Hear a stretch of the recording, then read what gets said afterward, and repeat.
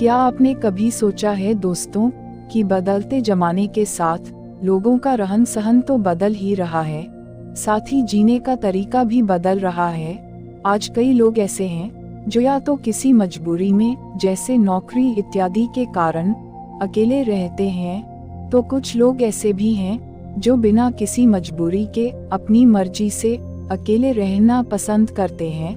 अपने काम को सच्ची लगन से अकेले ही करते रहते हैं। जो लोग अपनी मर्जी से अकेले रहते हैं उनमें तो बहुत कुछ बुनियादी गुण होते हैं। ऐसे लोग जीवन में जल्दी ही बहुत कुछ हासिल भी कर लेते हैं। और दूसरी ओर ऐसे भी लोग होते हैं जो एक पल के लिए भी अकेला नहीं रह सकते। ऐसे लोगों का अकेला पड़ जाना जैसे अंधेरी काल कोठरी में जीवन भर के लिए किसी कैदी का पड़ जाना। फिर ऐसे लोग इस भाग दौड़ भरी जिंदगी में उलझ जाते हैं क्योंकि इनको अकेला रहना पसंद नहीं, खुद के लिए समय ही नहीं, खुद के काम के लिए समय नहीं। फिर ऐसे लोग यह सोचकर पछताते हैं कि काश इस भाग दौड़ भारी जिंदगी से दूर होके खुद के लिए समय निकल लिया होता तो आज ऐसे दिन नहीं आते। पर अकेला रहना हर किसी के लिए वाकई आसान काम नहीं है दोस्तों। और अकेले रहने का यह मतलब भी नहीं है कि हम अपने घर बार परिवार रिश्ते नातों मित्रों से दूर रहे। अकेले रहने के भी एक कला होती है जो आगे हम इस कहानी में जानेंगे। हम कैसे एकांत में रहकर अपने काम को, अपने सम्मान को, अपनी प्रतिष्ठा को, अपने उज्जवल भविष्य को कैसे आगे बढ़ा सकते हैं। हम अकेले रहने के उन 7 अमूल्य गुणों के बारे में भी जानेंगे। तो दोस्तों कहानी बहुत ही मजेदार है, ध्यान से सुनिएगा।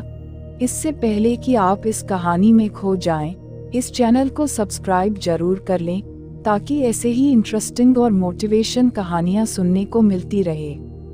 एक व्यक्ति एक गुरु के पास आया और बोला, गुरुदेव मेरे दुख का कारण क्या है। गुरु बहुत ही बड़े आत्मज्ञानी व्यक्ति थे।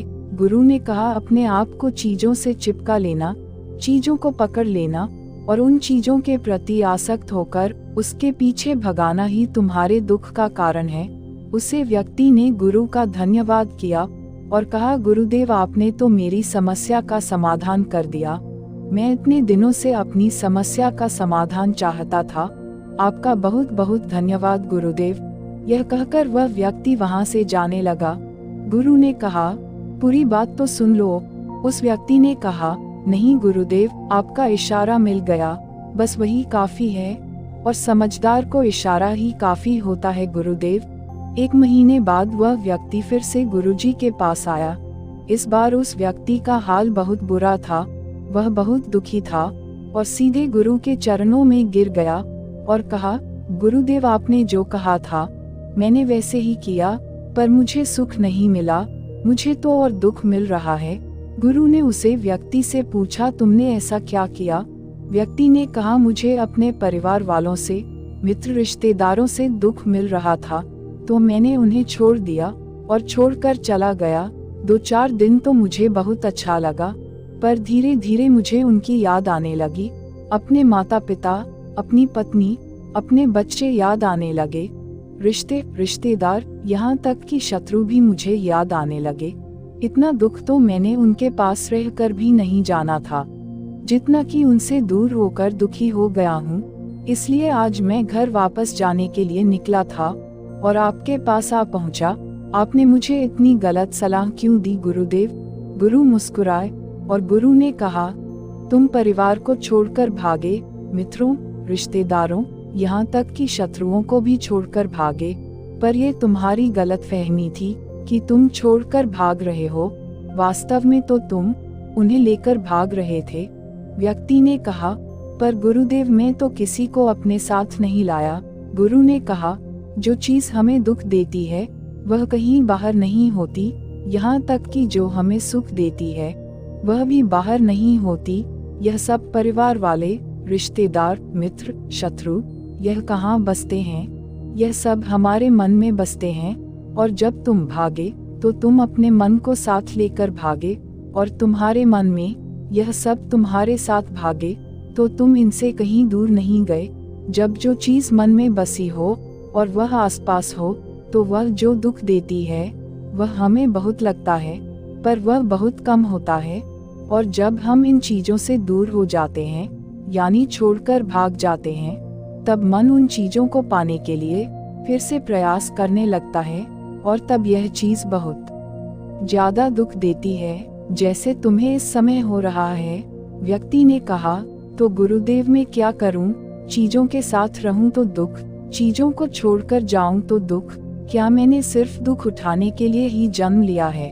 गुरु जोर से हंसे और कहा, यह बात बिल्कुल सत्य है। यहाँ सब सिर्फ दुख उठाने के लिए ही जन्म लेते हैं, पर यह भी सत्य है कि इन दुखों के पार सुख है, और उन सुख के पार दुख है, फिर सुख और फिर दुख है। जिन चीजों में हमें सुख नजर आता है वह दुख देते हैं, और जिनमें दुख नजर आता है वही सुख का कारण बन जाते हैं। उस व्यक्ति ने कहा, गुरुदेव क्या इस सुख दुख के मायाजाल से बाहर निकलने का कोई रास्ता नहीं है? गुरु ने कहा, रास्ता तो है। अगर तुम इसी दुनिया में रहना चाहते हो, इन सब के साथ रहना चाहते हो, तो तुम्हें एक काम करना होगा। तुम ऐसे ही रहो जैसे कि तुम इस दुनिया में अकेले हो। सबके साथ रहो पर अकेले रहो। व्यक्ति ने कहा, पर गुरुदेव यह कैसे हो सकता है? गुरु उसे व्यक्ति को एक जगह पर ले गए जहाँ एक मेला लगा था, और वहाँ बहुत भीड़ थी। उन्होंने कहा, देखो अपने आसपास यहाँ किसी को जानते हो क्या? व्यक्ति ने कहा, नहीं, यहाँ तो कोई भी मेरी जान पहचान वाला नहीं है। गुरु ने कहा, क्या तुम यहाँ अकेले हो? व्यक्ति बोला, हाँ गुरुदेव, बिल्कुल अकेला हूँ। गुरु ने कहा, नहीं, तुम्हारे मन में कुछ चल रहा है, तुम अकेले नहीं हो। व्यक्ति ने कहा, हाँ मैं जल्द से जल्द अपने घर जाना चाहता हूँ, अपनी पत्नी से, अपने बच्चों से, अपने माता पिता से मिलना चाहता हूँ, अपने मित्रों से मिलना चाहता हूँ, वही मेरे मन में चल रहा है। गुरु ने कहा, अब यह सब भूल कर आंखें बंद कर लो और अपना ध्यान यहाँ होने वाली आवाजों पर लगा दो। व्यक्ति ने ऐसा ही किया, और जैसे ही उसने अपनी आंखें बंद की और सारा ध्यान वहाँ हो रही आवाजों के ऊपर लगा दिया, उसे एक अकेलापन, एकांत महसूस हुआ। उसे लगा कि वह इतनी बड़ी भीड़ में भी अकेला है। सभी आवाजों के ऊपर ध्यान लगाने के कारण किसी आवाज का कोई महत्व नहीं था, बस आवाजें थी और वह था। उसने अपनी आंखें खोली और कहा, गुरुदेव, यहाँ तो मैं बिल्कुल अकेला हूँ, सब है पर कुछ नहीं है। गुरु ने कहा, बस इसी तरह अकेला होना है। तुम रहो सबके साथ, पर भीतर से अकेले रहो। साथ में सब हो पर मन में कोई ना हो। जिसने इस तरह से अकेला जीना सीख लिया, उसे कभी जीवन में दुख नहीं होते, उसे चीजें दुख नहीं देती, वह हर चीज में आनंद की प्राप्ति करता है। गुरु ने आगे कहा, महान सफलताएं अकेलेपन से ही शुरू होती है। अकेलापन ही हमें उनसे मिलता है। अपने अकेलेपन को नकारात्मक मत समझना, बल्कि उसे एकांत समझकर खुद को जानने का प्रयास करो। जब तुम्हें एकांत पसंद आने लगे, तब इसका मतलब यह होगा कि तुम्हारा वास्तविक वजूद तुमसे मिलना चाहता है। इसलिए अपने इस एकांत प्रेम का सम्मान करो। गुरु बोले, मैं तुम्हें 7 ऐसी खूबियों के बारे में बताता हूँ जो अकेले रहने वाले लोगों में पाई जाती है और उन्हें दूसरों से अलग बेहतर बनाती है। गुरु ने कहना शुरू किया, पहली खूबी जो एकांत में रहने वाले लोगों में पाई जाती है वह यह है कि ऐसे लोग दूसरों की तुलना में खुद के प्रति ज्यादा जागरूक होते हैं। वह खुद के स्वभाव और आचरण के बारे में ज्यादा गहराई से जानते हैं। ऐसा इसलिए होता है क्योंकि जब हम अकेले होते हैं तो हमें खुद के बारे में सोचने का काफी समय मिल जाता है, जिससे हम खुद के व्यवहार को अच्छे से समझ पाते हैं। एकांत में रहने वाले लोग खुद की कमजोरी और ताकत को भी अच्छे से जान पाते हैं, जिससे वह दूसरे लोगों की तुलना में किसी भी खराब परिस्थिति का सामना ज्यादा अच्छे से कर सकते हैं। गुरु ने कहा, अकेले रहने वाले लोगों की दूसरी खूबी है कि यह सकारात्मक सोच वाले लोग होते हैं। देखो, जब बहुत से लोग हमारे साथ होते हैं तो वहाँ एक दूसरे से तुलना, जलन, घमंड जैसे कोई विचार अपने आप ही मन में आने लगते हैं, और फिर इंसान इन विचारों के वश में आकर उल्टे सीधे काम करने लगता है। हालांकि ऐसा नहीं है कि एकांत में रहने वाले लोगों के मन में ये विचार नहीं आते, लेकिन क्योंकि वो अकेले हैं, इसलिए दूसरों से तुलना, जलन, घमंड जैसे विचार उनके मन में दूसरों की तुलना में थोड़ा कम आते हैं। साथ ही अकेले रहने की वजह से उन्हें खुद के बारे में सोचने का ज्यादा समय मिल जाता है, जिससे वह अपने नकारात्मक विचारों को पहचान कर उन्हें कम कर सकते हैं, जिसके कारण जैसे एकांत में रहने वाले लोग ज्यादा सकारात्मक होते हैं। अकेले रहने वाले लोगों की तीसरी खासियत ये है कि ये लोग ज्यादा अनुशासित और आत्मनिर्भर होते हैं, क्योंकि अकेले रहने वाले लोगों को अपने ज्यादातर काम खुद से ही करने पड़ते हैं, इसलिए यह दूसरों की तुलना में ज्यादा आत्मनिर्भर होते हैं। साथ ही ऐसे लोगों को दूसरों का काम भी पसंद नहीं आता, यह अपना काम खुद करने पर ही भरोसा करते हैं। साथ ही यह लोग कोशिश भी करते हैं कि दूसरों से कम सहायता लेनी पड़े, पर क्योंकि ऐसे लोग आत्मनिर्भर और अपने काम को लेकर स्पष्ट होते हैं, इसलिए ऐसे लोग अनुशासित भी होते हैं। यह अपने समय की कद्र करते हैं और दूसरों का भी समय बर्बाद नहीं करते।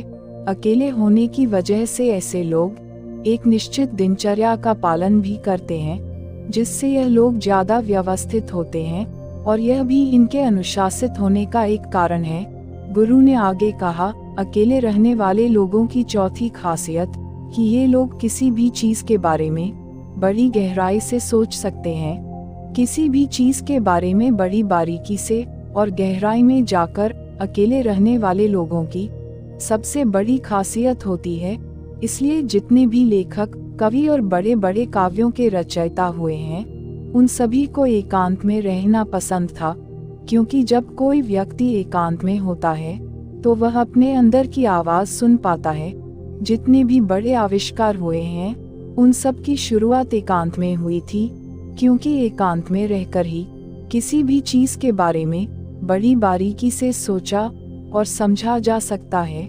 गुरु ने कहा, एकांत में रहने वाले लोगों की पांचवी खूबी यह है कि इनका व्यक्तित्व सबसे अलग, सबसे हटकर होता है, और वे लोग जो ज्यादातर दूसरे लोगों के साथ रहते हैं या अकेले रह ही नहीं पाते, वो कितनी भी कोशिश कर ले, लेकिन जाने अनजाने में ही सही, लेकिन दूसरों के व्यक्तित्व का कुछ हिस्सा उनके अंदर आ ही जाता है। दूसरों की आदतें, दूसरों के विचार उनके अंदर प्रवेश कर ही जाते हैं, जिससे उनके व्यक्तित्व में वह अनूठापन, वह निरालापन नहीं आ पाता। उनका व्यक्तित्व कई सारे लोगों के व्यक्तित्व का मिश्रण होता है, पर क्योंकि एकांत में रहने वाले लोग अपना ज्यादातर समय अपने साथ बिताते हैं, इसलिए यह दूसरों की बातों और विचारों से बहुत ही कम प्रभावित होते हैं। इनके अपने जीवन को जीने के खुद के बनाए नियम और कायदे होते हैं, जिनका ये पालन करते हैं। यह किसी से भी आसानी से प्रभावित नहीं होते, इसलिए ऐसे लोगों की शख्सियत सबसे हटकर, सबसे अलग होती है। इसलिए इनके व्यवहार में एक अलग ही निरालापन होता है, जो किसी दूसरे व्यक्ति को पसंद भी आ सकता है और नहीं भी। गुरु बोले, छठी खासियत जो एकांत में रहने वाले लोगों में पाई जाती है, अकेले रहने वाले लोगों के दूसरों के साथ रिश्ते बहुत ही गहरे और मजबूत होते हैं।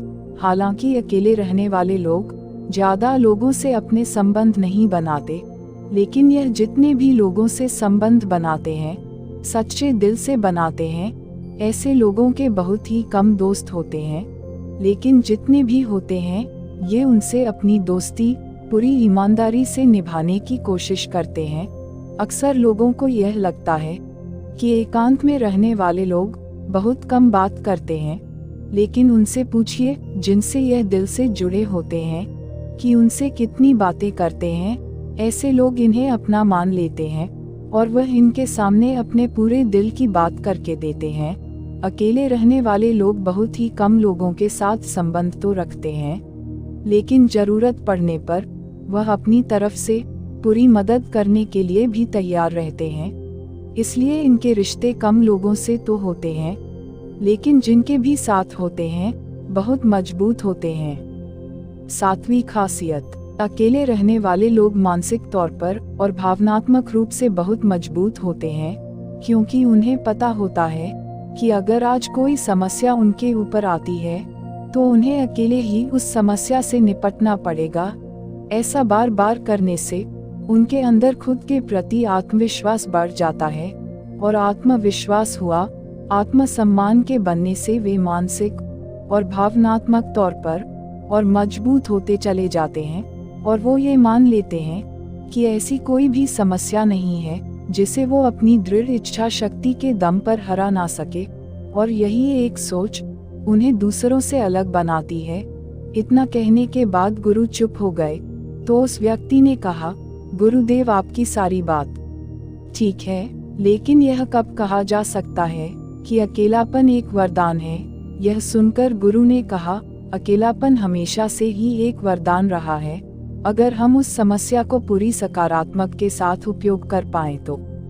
क्योंकि जब हम दुनिया के लोगों के साथ होते हैं तब हम भीड़ का हिस्सा होते हैं, लेकिन जब हम अकेले होते हैं तब हम खुद के साथ होते हैं, और जब हम खुद के साथ होते हैं तभी हम अपने समय का सदुपयोग, खुद का आकलन, खुद के शौक, सभी बातों पर अच्छे से ध्यान दे सकते हैं, अपनी कमजोरियों पर भी काबू पा सकते हैं, या ऐसा कह सकते हैं कि सच में अच्छाई की राह और इंसानियत की मंजिल भी पा सकते हैं। उस व्यक्ति को गुरु की बात अब समझ में आ गई, और वह गुरु का धन्यवाद कर अपने घर चला गया। दोस्तों, हम इतना समझे कि जिन चीजों को हम पाना चाहते हैं वह तब तक हमें दुख देती है जब तक कि हम उसे पा ना लें, और जब हम उसे पा लेते हैं तब वह फिर से हमें दुख देती है कि वह कहीं हमसे छूट ना जाए, और जब वह हमसे छूट जाती है तब वह फिर से हमें दुख देती है। उसके जाने का दुख तो बहुत गहरा होता है। जीवन भर हम एक चीज को पकड़ते हैं, फिर दूसरी चीज को पकड़ते हैं, तीसरी चीज को पकड़ते हैं, और पीछे की चीजों को विदा करते रहते हैं। इसी तरह हम सुख पकड़ते हुए दुख को पकड़ते चलते हैं, पर जिस व्यक्ति ने अकेला रहना सीख लिया वह परिवार में, समाज में सब कुछ करते हुए आनंद की प्राप्ति करते हैं, सारे कार्यों को पूरा करते हुए सुख से जीता है, आनंद से जीता है। आज के लिए इतना ही। अगर आपको यह कहानी अच्छी लगी हो तो मुझे कमेंट बॉक्स में जरूर बताना यह कहानी कैसी लगी और आपके जीवन में क्या परिवर्तन लेकर आई। आपके जो कमेंट बॉक्स